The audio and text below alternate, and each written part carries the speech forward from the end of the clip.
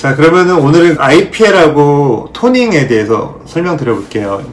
IPL이라고 하면은 굉장히 오래됐는데, 그러니까 제가 처음 개원을 한 게 2008년 정도인데, 그때부터 이미 IPL하고 레이저 토닝은 대중화되어 있던 시술이에요. 굉장히 오래된 시술이죠. 왜냐면 써마지 CPT나 울세라 같은 경우도 뭐 그 이후에 나왔거든요. 했거나 약간 진한 잡티를 개선할 때는 IPL이 굉장히 편하고 좋은 방법이다. 하지만 IPL로 제거가 안 되는 것이 있다. IPL로 개선할 수 없는 것은 점, 그리고 기미는 개선이 안 된다. 레이저 토닝은 엔디아그 레이저를 많이 쓰는데, 엔디아그 레이저를 이용해가지고 기미같이 좀 깊은 색소를 개선할 수 있는 시술입니다. 저희 병원 같은 경우는 레블라이트 SI라는 레이저를 쓰고 있는데요. 레이저 토닝 하는 시술하는 의사들도 잘 모르고 있는 경우가 있는데, 사실 레이저 토닝은 주름살이랑 모공, 피부결이 굉장히 효과가 좋아요. 레이저 토닝을 꾸준히 하다 보면은 뭐 오래 다니시는 분들은 굉장히 피부가 반들반들해져 있어요.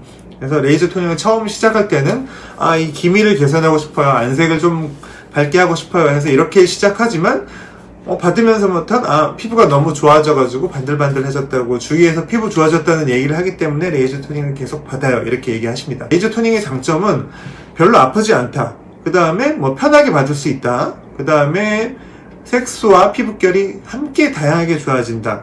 그리고 자주 받아도 피부에 무리가 없다. 이런 여러 가지 장점이 있기 때문에 레이저 토닝은 굉장히 인기 있고 잘 받을 수 있는 시술입니다. 레이저 토닝을 추천드리지 않는 경우, 레이저 토닝을 추천드리지 않는 경우는 일단 레이저 토닝에 반응하지 않거나 더 진해지는 기미, 이거는 흔하진 않은데 한 10명 중에 1명 정도 있을 수 있어요. 있을 수 있고, 전에 다른 데서 레이저 토닝을 했는데 더 번졌어요. 그럴 경우는 장비를 바꿔가지고 다른 레이저 토닝, 레블라이트나 또는 피코 레이저를 할 경우 토닝 효과가 있는 경우도 꽤 있지만 좋지 않을 경우도 있습니다. 그래서 좀 조심스럽게 시도를 해야 되고요. 레이저 토닝을 어떻게 받는가? 레이저 토닝은 보통 1, 2주 정도 간격으로 합니다. 또 너무 오랜만에 오시면 그 사이에 각질이 생기고 딴 색소가 올라와가지고 좋아지긴 좋아지는 것 같은데 좀 효과가 좀 더딘 것 같다, 잘 모르겠다, 이런 경우가 있기 때문에 레이저 토닝의 최적의 효과를 위해선 1주에서 2주 간격으로 보통 10회 정도 시술을 권장드립니다. 자, 그럼 저희 W 클리닉이 자랑하는 레이저 토닝 레블라이트 SI입니다.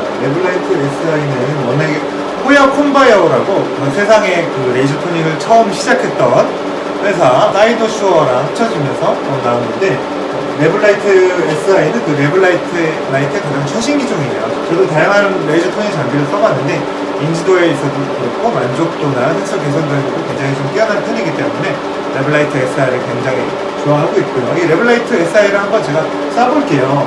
일단은 보통 줄이라고 하죠. 그 에너지하고 헤르츠라고 하죠. 얼마나 1초에 몇 번이나 쏘는가를 조정을 하고 하는데, PTP라는 모드는 이렇게 레이저가 한 번 나갈 시간에 2번 빵빵 나가서 좀 더 색소 개선도 높이고 주변 조직 피해는 최소화하는 좀 더 발전된 레이저 토닝 기술이라고 할 수 있겠고요.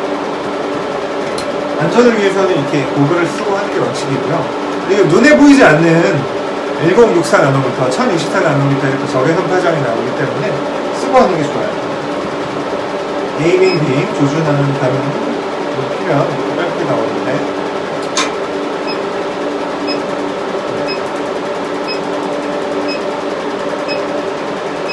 이런 식으로 얼굴에 레이저 토닝을 시술하게 됩니다. 얼굴 한번 가볼게요.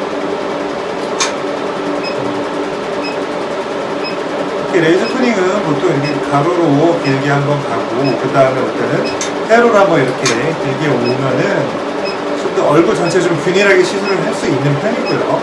물론 약간 이런 식으로 회전을 하면서 이렇게 돌려서 시술하는 방법도 가능해요.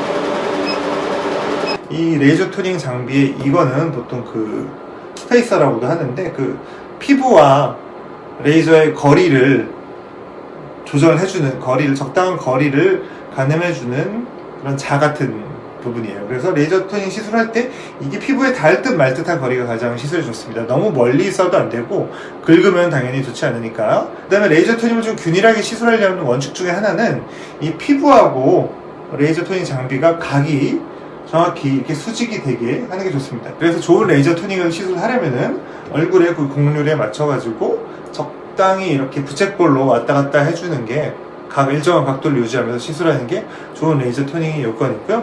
그 다음에 피부에 적절한 에너지를 조절하는 게 좋습니다. 논문에 따라서 뭐 레블라이트는 보통 한 2.8줄에서 3.2줄 정도를 쓰긴 하는데 이 에너지가 너무 세거나 너무 약한 경우도 있어요. 그렇기 때문에 본인 기미 상태나 피부 상태에 맞게 적절한 에너지를 조절하는 것도 중요하고요. 그다음에 PTP 모드를 적절하게 쓰는 게 좋습니다. 잘 분해가 안 되는 색소를 분해할 수 있고 주변 조직의 손상이 최소화돼 가지고 굉장히 피부에 더 좋은 방법이라고 합니다.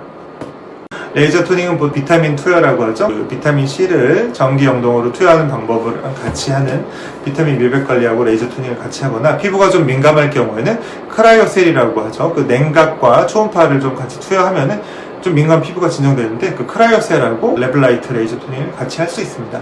레블라이트 SI 같은 경우는 사이노슈아의 가장 최신 레이저 토닝 모델 중에 하나고 레이저 토닝을 하면서 색소 때문에 시작했는데 피부결이 굉장히 반들반들하고 좋아졌어요. 이렇게 얘기하시는 분들이 많은데 레블라이트는 색소 개선 효과뿐만 아니라 피부 개선 효과가 굉장히 뛰어나기 때문에 제가 굉장히 좋아하는 장비고요. 저도 즐겨받는 장비 중에 하나입니다. 기미 색소 또는 전반적인 피부결 개선을 위해서 받을 수 있는 장비로 추천드립니다.